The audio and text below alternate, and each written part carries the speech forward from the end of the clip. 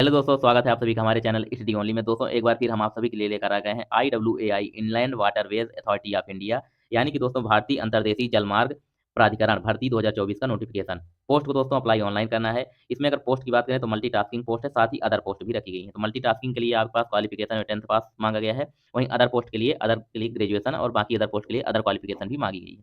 और फॉर्म की जो स्टार्टिंग डेट है दोस्तों वो 16 अगस्त से इसका फॉर्म स्टार्ट हो चुका है। और वहीं फॉर्म की लास्ट डेट की बात करें तो 15 सितंबर तक जो है फॉर्म की लास्ट डेट रखी गई है। इसमें सैलरी की बात करें दोस्तों तो इसमें अलग अलग पोस्ट के लिए अलग अलग सैलरी रखी गई है। बाकी जैसे कि एज लिमिट क्या है, इसमें आपका जो फॉर्म है वो कैसे इसको अप्लाई करना है, फॉर्म की फीस क्या रखी गई, इस तरह की सारी जानकारी जो है आपको हम इस वीडियो में स्टेप बाय स्टेप बताएंगे। बस आप लोग हमारे साथ वीडियो के अंत तक बने रहिए। और हाँ दोस्तों, अगर हमारे चैनल पर नए हैं तो चैनल को सब्सक्राइब और वीडियो को लाइक जरूर कर लीजिए, क्योंकि हम आप लोग के लिए ऐसे ही गवर्नमेंट जॉब से रिलेटेड जो है अपडेट लेकर आते रहते हैं। तो आइए दोस्तों स्टार्ट करते हैं आज का वीडियो। तो सबसे पहले हम इसका नोटिफिकेशन देख लेते हैं। भारतीय अंतर्देशीय जलमार्ग प्राधिकरण यानी कि inland waterways authority of India. दोस्तों यह नोटिफिकेशन आपको खुद से पढ़ना है, देखना है तो हमारा जो टेलीग्राम चैनल है जिसका लिंक आपको वीडियो के डिस्क्रिप्शन में मिल जाएगा, वहां से टेलीग्राम चैनल ज्वाइन करके ये नोटिफिकेशन आप पढ़ सकते हैं। और दोस्तों ऐसे ही गवर्नमेंट जॉब से रिलेटेड जो भी अपडेट आती है तो हम अपने टेलीग्राम चैनल पर डाल देते हैं, तो वहाँ से जाके आप एक एक चीज़ देख सकते हैं।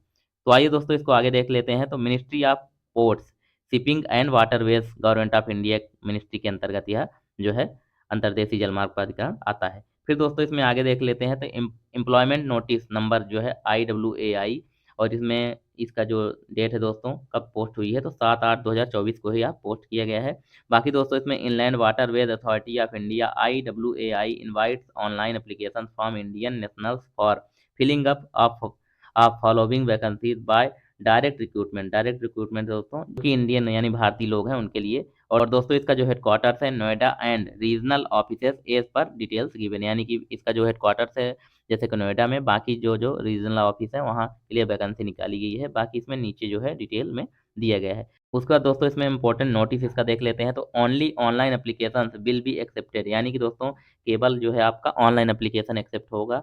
Application received through any other mode shall stand rejected automatically, यानी कि अदर आप किसी भी मोड से अगर जो है एप्लीकेशन आप अप्लाई करते हैं तो वो रिजेक्ट हो जाएगा। इसलिए आपको केवल और केवल ऑनलाइन ही माध्यम से आपको एप्लीकेशन को जो है फिल करना है। ठीक है दोस्तों, उसके बाद में आगे है the opening date and closing date, जो कि यहाँ नीचे दिया गया है ऑनलाइन एप्लीकेशन का, तो वो देख लेते हैं। तो ओपनिंग जो डेट है वो 16 अगस्त से रखी गई है, और जो क्लोजिंग डेट है आपकी एप्लीकेशन की वो 15 सितंबर तक रखी गई है। बाकी दोस्तों इसके एक्सटेंड करके जो है 21 सितंबर 2024 तक कर दिए गए हैं। फिर दोस्तों इसमें पोस्ट देख लेते हैं। पोस्ट नेम क्या है, पे लेवल इसमें क्या है, मैक्सिमम जो एज लिमिट है वो क्या रखी गई है, टोटल वैकेंसीज कितनी है और कैटेगरी वाइज वैकेंसी कितनी है वो देख लेते हैं। तो सबसे जो पहली पोस्ट है असिस्टेंट डायरेक्टर इंजीनियरिंग की, तो ये जो कि लेवल 10 की पोस्ट है दोस्तों। पे स्केल की बात करें तो 56,100 से 1,77,500 रुपये पे स्केल रहेगा, और इसमें मैक्सिमम जो एज है आपकी होनी चाहिए 35 वर्ष होनी चाहिए। वहीं दोस्तों टोटल वैकेंसी जो है दो रखी गई, एक जनरल वालों के लिए, एक ओबीसी कैंडिडेट के लिए। और जनरल में दोस्तों मैकेनिकल ब्रांच के लिए, और जो ओबीसी कैंडिडेट है उनके लिए सिविल ब्रांच के लिए वैकेंसी रखी गई है। दूसरी पोस्ट की बात करें तो जो दूसरी पोस्ट है वो असिस्टेंट हाइड्रोग्राफिक सर्वेयर की AHS की पोस्ट है। ये भी लेवल 10 की पोस्ट है। सैलरी सेम है इसमें भी। इसमें दोस्तों जो मैक्सिमम एज रखी गई 35 ईयर ही रखी गई है। फिर इसमें पोस्ट की बात करें तो एक पोस्ट है वो भी जनरल कैंडिडेट के लिए। उसके बाद दोस्तों इसमें लाइसेंस इंजीनियरिंग ड्राइवर की पोस्ट है, लेवल 6 की पोस्ट है। इसमें जो मैक्सिमम एज है 30 यानी 30 साल रखी गई। इसमें भी पोस्ट जो है जनरल कैंडिडेट के लिए एक पोस्ट रखी गई है। उसके बाद जो अगली जो पोस्ट रखी गई दोस्तों जूनियर अकाउंट्स ऑफिसर की पोस्ट है। पे लेवल जो है ये 6 की पोस्ट है। इसमें जो सैलरी है आपकी 35,400 से 1,12,400 रुपये रहेगी। इसमें भी जो एज लिमिट रखी गई है 30 ईयर मैक्सिमम होनी चाहिए, इससे ज़्यादा आपकी एज नहीं होनी चाहिए। इसमें अगर देखा जाए तो जो कैटेगरी वाइज तो एक पोस्ट जनरल वालों के लिए, दो ये एक पोस्ट ओबीसी के लिए, एक पोस्ट एससी के लिए, और एक पोस्ट जो है एसटी कैंडिडेट के लिए रखी गई दोस्तों। फिर दोस्तों अगली जो पोस्ट है स्टोर कीपर की पोस्ट है, लेवल 4 की यह पोस्ट है। इसमें पे लेवल जो आपका रहेगा पे स्केल तो 25,500 से 81,100 रुपये रहेगा। और इसमें जो एज लिमिट है 25 ईयर से ज़्यादा आपकी एज नहीं होनी चाहिए। बाकी इसमें पोस्ट की बात करें तो एक पोस्ट है जनरल कैंडिडेट के लिए। फिर अगली पोस्ट है दोस्तों मास्टर सेकंड क्लास के लिए, और दोस्तों इसमें पे लेवल जो है 4 का है। इसमें पे लेवल इसमें का भी जो है आपकी जो ग्रेड पे है 25,500 से लेके 81,100 रुपये रहेगा। एज लिमिट दोस्तों 35 साल से एबव आपकी एज नहीं होनी चाहिए। टोटल पदों की संख्या देखिए 3 पद इसमें रखी गई, एक जनरल कैंडिडेट के लिए, एक एससी के लिए, और एक एसटी पद पोस्ट एक एसटी कैंडिडेट के लिए रखी गई है। उसके बाद दोस्तों इसमें आगे है जो स्टाफ कार ड्राइवर की जो पोस्ट है या लेवल 2 की पोस्ट है। सैलरी की बात करें तो 19,900 से 63,200 रुपये रहेगी। इसमें दोस्तों मैक्सिमम जो एज रखी गई है 30 साल रखी गई है। टोटल पदों की संख्या 3 है, 2 जनरल कैंडिडेट के लिए, एक ओबीसी कैंडिडेट के लिए इसमें पोस्ट रखी गई है। अगली जो पोस्ट है मास्टर थर्ड क्लास के लिए लेवल 2 की अभी पोस्ट है दोस्तों 19,900 से 63,200 आपकी पे स्केल रहेगा। और इसमें टोटल पदों की संख्या एक रखी गई है, वो भी जनरल कैंडिडेट के लिए एक पोस्ट रखी गई है। फिर दोस्तों इसमें जो अगली पोस्ट रखी वो मल्टीटास्किंग की पोस्ट है। लेवल 1 की पे रेंज रहेगा 18,000 से 56,900 आपकी सैलरी मतलब रहेगी इसमें पे स्केल। और इसकी एज लिमिट की बात करें तो 18 मिनिमम होनी चाहिए और जो मैक्सिमम एज है वो 25 साल होगी। फिर दोस्तों इसमें टोटल पदों की संख्या 11 रखी गई है। 2 पोस्ट जनरल कैंडिडेट के लिए, 4 पोस्ट ओबीसी, 3 पोस्ट जो है एससी के लिए, 1 पोस्ट एसटी के लिए, 1 पोस्ट जो है वो ईडब्ल्यूएस कैंडिडेट के लिए, 2 पोस्ट जो है वो पीडब्ल्यूबीडी कैंडिडेट के लिए इसमें रखी गई है। फिर दोस्तों इसमें अगली जो पोस्ट रखी गई वो देख लेते हैं। तो technical assistant civil mechanical marine engineering की पोस्ट जो है उस यह लेवल 6 की पोस्ट है। इसमें भी जो आपकी एज लिमिट है दोस्तों तो 30 साल से ज़्यादा की नहीं होनी चाहिए। टोटल पदों की संख्या 4 रखी गई है। जनरल कैंडिडेट के लिए 2 पोस्ट, ओबीसी के लिए 1 पोस्ट और एसटी कैंडिडेट के लिए 1 पोस्ट इसमें रखी गई है।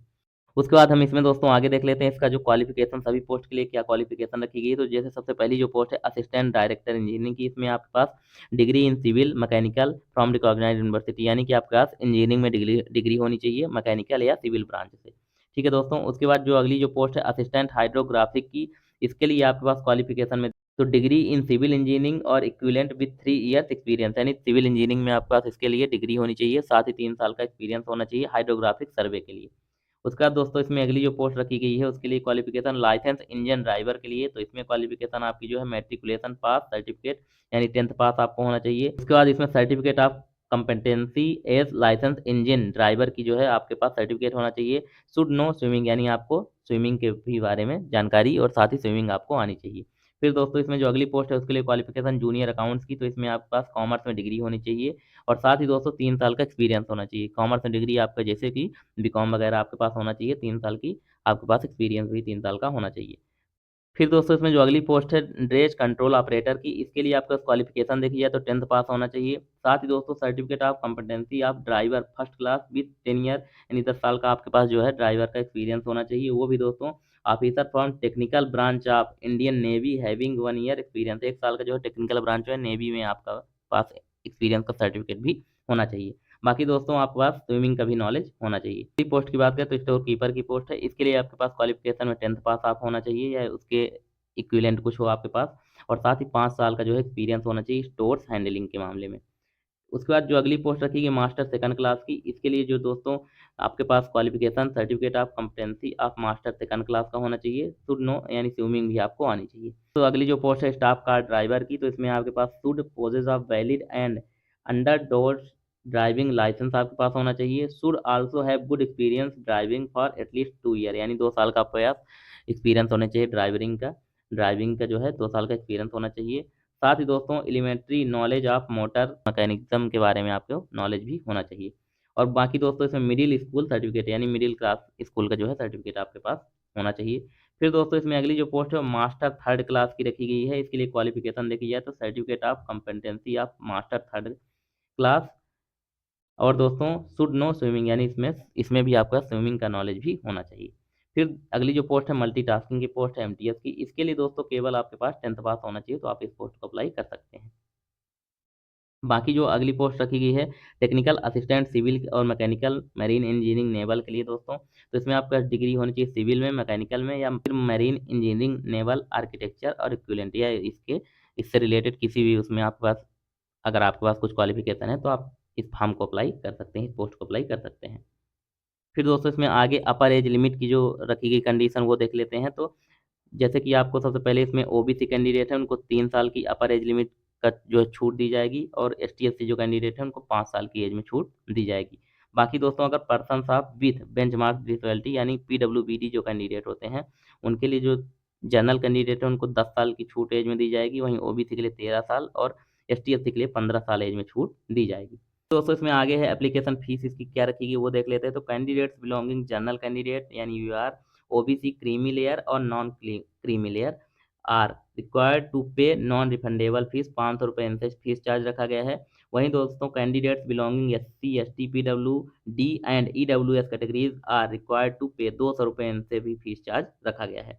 फिर दोस्तों इसमें आगे है application fees will be paid through online mode, केवल जो है ऑनलाइन मोड से आपकी पेमेंट होगी, यहाँ दिया गया नीचे only through internet banking debit card credit card के माध्यम से जो आपको फीस पेमेंट करनी है, अप्लाई करना है। फिर दोस्तों इसमें आगे आपको अब इसको अप्लाई कैसे करना है, हाउ टू अप्लाई, इसके बारे में देख लेते हैं कैसे आपको फॉर्म अप्लाई करना है। तो सबसे पहले आपको candidates must apply online through the website www.iwai.nic.in।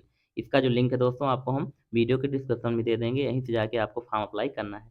फिर दोस्तों होम पेज पे इसके जाना है, फिर रिक्वायरमेंट वाले ऑप्शन पे, रिक्रूटमेंट वाले ऑप्शन पे क्लिक करना है।